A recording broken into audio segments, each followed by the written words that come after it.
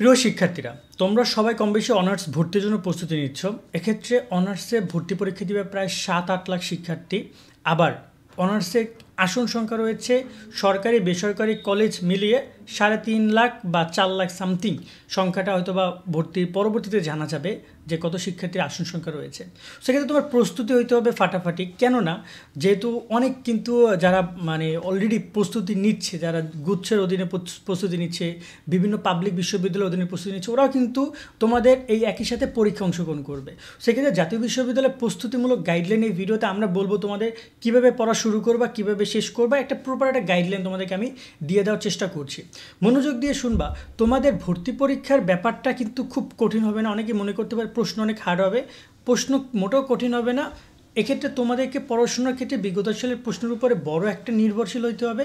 কেননা জাতীয় বিশ্ববিদ্যালয় সে লাস্ট অনেক বছরের পরীক্ষা নিত, লাস্ট 10 ইয়ার তারা নেয় নাই, কিন্তু তারপর তাদের বিগত সালের প্রশ্ন অনেক ইম্পর্টেন্স দিবে তোমাদের পরীক্ষা। এবং বলা যায় যে বেশ বড় একটা মার্ক, 5 মার্ক তোমার বিগত সালের প্রশ্ন সলভ করলেই চলে আসবে।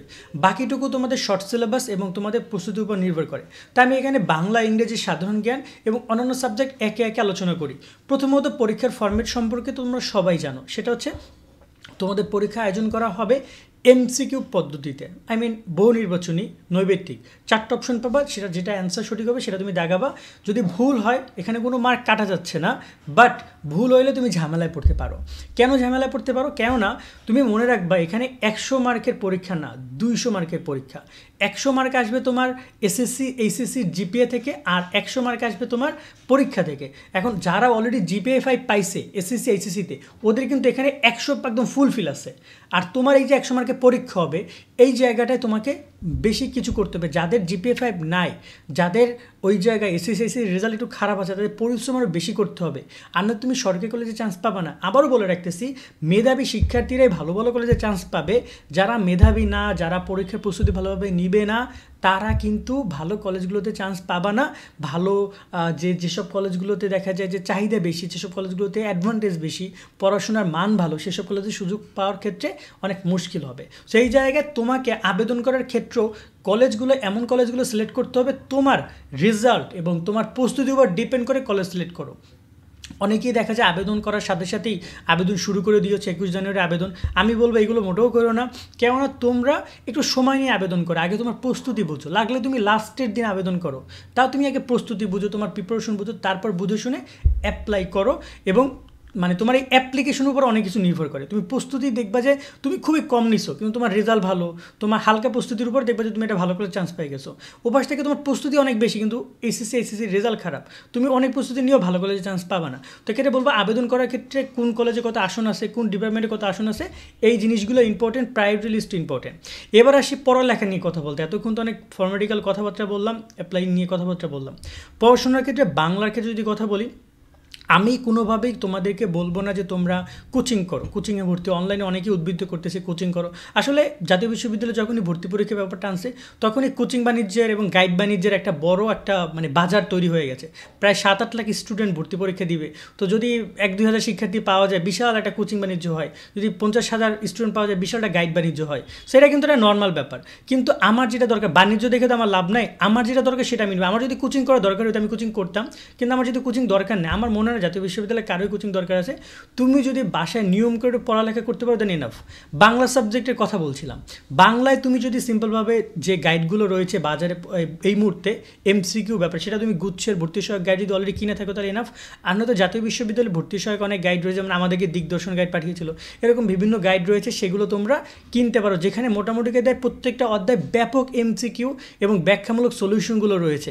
এতে করে তোমার কি অধ্যায় যে কটা রয়েছে তার উপর তুমি প্রিপারেশনগুলো নিয়ে তুমি মোটামুটি বাংলায় যেতে এখানে মানবিক ব্যবসায় 25 আর হচ্ছে তোমার বিজ্ঞানে 20 মার্ক। বুঝো একটা বাংলায় 20 মার্ক, তুমি যদি 20-এ 15 পাও বা 25-এ 20 পাও, তাহলে কিন্তু তোমার 5 মার্কের প্রায় অর্ধেক হয়ে গেল এখানেই।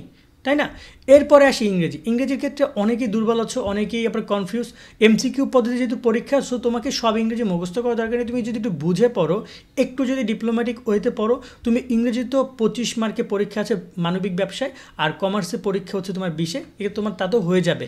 মোটামুটি কায়দায় সাধারণ জ্ঞানের কথা যদি বলি, সাধারণ জ্ঞানে বর্তমানে একদম আলোচিত যে বিষয়গুলো, আলোচিত যে বলা যায় যে বিষয়গুলো রয়েছে, তার সাথে জুলাই অভ্যুত্থানের কয়েকটা ব্যাপার রয়েছে। জুলাই অভ্যুত্থান থেকে একটা দুটো কোশ্চেন তোমরা পাবা। এমনকি যে সকল এই ধরনের টপিকগুলো ইনক্লুডেড এবং বর্তমানে একদম লেটেস্ট তথ্যগুলো যে সকল বইতে রয়েছে, সেটা জেকে হইতে পারে, সেটা আরও বিভিন্ন গাইড হইতে পারে। বাট 10 মার্কের জন্য জাতীয় বিশ্ববিদ্যালয়ের বিগত সালের কোশ্চেনগুলো পড়ো, বাট আপডেটেড তথ্যগুলো তার সাথে জুলাই অভ্যুত্থানের তথ্য রাখবা, দেখবা যে তোমার 10 মার্কের জন্য ভালো একটা প্রিপারেশন।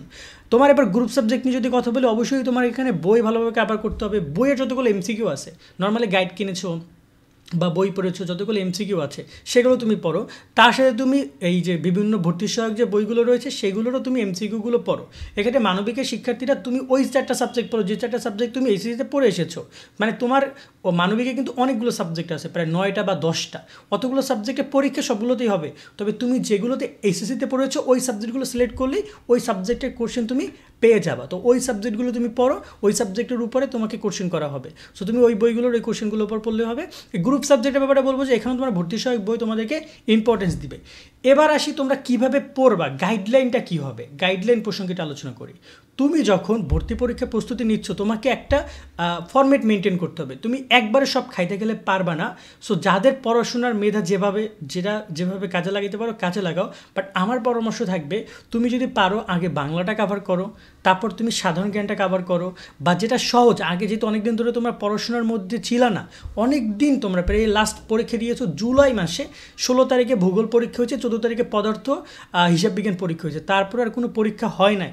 আর ইতিমধ্যে তোমরা যারা মেডিকেল বা বিশ্ববিদ্যালয় প্রস্তুতি নিচ্ছ, তোমরা তো পড়ালেখার উপর আছো, তোমাদের কথা বাদ। বাট নর্মালি যারা একদম মানে জাতীয় বিশ্ববিদ্যালয়ের জন্য ছিল, তারা তাদের পড়ালেখা করো না। সো আগে একদম সহজ বিষয়গুলো পড়ো, বাংলা, সাধারণ জ্ঞান, এরকম বিষয়গুলো পড়ো, তারপর ইংরেজি ধরো, তারপর গ্রুপ সাবজেক্ট ধরো। প্রত্যেকটা বইয়ের উপর টানা 5 দিন করে টাইম দাও। বাংলা 5 দিন টানা এমসিকিউ পড়বা, সাধারণ জ্ঞান টানা 5 দিন এমসিকিউ পড়বা, ইংরেজি টানা 5 দিন এমসিকিউ পড়বা। কয়দিন হলো? 15 দিন। 15 দিনে 3টা বই শেষ। থাকে কি আর থাকে আর 4টা গ্রুপ সাবজেক্ট থাকে। 4টা গ্রুপ সাবজেক্ট, বা দেখা যায় যে 4টা গ্রুপ সাবজেক্ট তুমি আরও 5 দিন করে দাও, 20 দিন। তার মানে দেখা যায় যে 20 দিন, 4-5-এ 20 দিন, আর এখানে 15 দিন, 35 দিনের মধ্যে 1 মাস 5 দিনের মধ্যে তোমার বইগুলো একবার কাভার আপ হয়ে যায়। 5 দিন টানা, মানে এইভাবে যদি তুমি এই জিনিসটা, এই যে 35 দিনের ব্যাপারে যদি তুমি রিপিট করো, মানে 35 দিনে তুমি একবার পুরো বই, পুরো সবগুলো বিষয় 7টা বিষয় শেষ করলা, আরেক 35 দিনে তুমি আবার 7টা বিষয় রিভিশন দিলা। এভাবে 2বার যদি তুমি রিভিশন দিতে পারো, তোমার জন্য একটা প্রপার একটা বলা যায় যে ভালো প্রস্তুতি হয়ে যাবে। এবং এখানে তুমি চেষ্টা করবে একটু এক্সাম দেওয়ার। এই যে মানে তোমার মেডিকেলে যেমন কোশ্চেন এসেছে যে জুলাই অভ্যুত্থানের আবু সঈদের মৃত্যুর কত তারিখ ছিল, আবার এসেছে ওই যে প্রশ্ন নিয়ে, এই যে তোমার টাকা নিয়ে, যে 100 টাকায় কোন মসজিদের নোট আছে, এরকম বেশ কিছু নোটে কোন মসজিদ আছে, এরকম বেশ কিছু কোশ্চেন এসেছে। এই যে কোশ্চেনগুলো রয়েছে, ওদের ইংরেজি বাংলা কোশ্চেন, ওদের তোমার হচ্ছে যে সাধারণ জ্ঞানের কোশ্চেনগুলো বিশ্ববিদ্যালয়ের, আমি আবারও বলছি বিশ্ববিদ্যালয়ের কোশ্চেনগুলো তোমরা একটু দেখবা, এগুলো তোমরা অনলাইনে পাবা, এগুলো একটু দেখবা যে কী কী কোশ্চেন রয়েছে, সেগুলো একটু পড়বা। এই সেগুলোর উপরে বিশেষ করে সাধারণ জ্ঞানের কোশ্চেনটার প্রতি আমি বিশেষ নজর দিতে বলবো।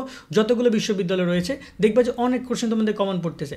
এভাবে তোমরা 5 দিন করে তোমরা কোশ্চেন সলভ করো। যেমন ধরো তুমি বাংলা পড়ছো, 5 দিন পড়ছো, 4 দিন তুমি এমসিকিউ পড়বা, আর একদিন যতগুলো বিশ্ববিদ্যালয় আছে সেগুলো সলভ করবা। আর একটা কথা বলবো, জাতীয় বিশ্ববিদ্যালয়ের যে প্রশ্ন ব্যাংক রয়েছে সেটা তোমরা কিনে সেটাও দিয়ে প্রস্তুতি গ্রহণ করো, সেটা তোমাদের অনেক কাজে দিবে। সো ওভারঅল এইভাবে তোমরা গাইডলাইন অনুসরণ করো, এই বিষয়গুলো পড়বা। আর যদি তুমি ব্যাপার অনেক কথা বলেছি, বাট তোমার মাথার মধ্যে নাও ঢুকতে পারে, সব এলোমেলো হয়ে গেছে, তাহলে ভিডিওটা আরও একবার দেখো। আমি যদি শর্ট করে একবার বলতে চাই, তুমি তোমার যে ভর্তি সহায়ক বইগুলো আছে সেগুলো আগে সংগ্রহ করো, প্রশ্ন ব্যাংকগুলো সংগ্রহ করো, তারপর তুমি 5 দিন করে 7টা বিষয়ের উপর পরীক্ষা হবে। তো 5-7 35 দিন তুমি টাইম দাও, এভাবে আবার রিপিটেড করো, কেমন? তাহলে তোমার দেখবে একটা ভালো একটা জার্নি হচ্ছে, ভালো একটা প্রিপারেশন হচ্ছে। আবার যারা কিনা দেখা যায় একসাথে অনেকক্ষণ পড়লে এলোমেলো করে ফেলো, তারা একদিন বাংলা পড়ো, পরের দিন ইংরেজি পড়ো, একদিন বাংলা পড়ো, একদিন ইংরেজি পড়ো, এভাবে 10 দিন 2টা সাবজেক্ট শেষ করো, একদিন করে, ঠিক আছে? যেভাবে সুবিধা হয় সেভাবে পড়ো, সেভাবে শেষ করো। আজকের মতো আমরা ভিডিওটা এখানে শেষ করছি। তোমরা সকলে অনেক ভালো থাকবা। আল্লাহ হাফেজ।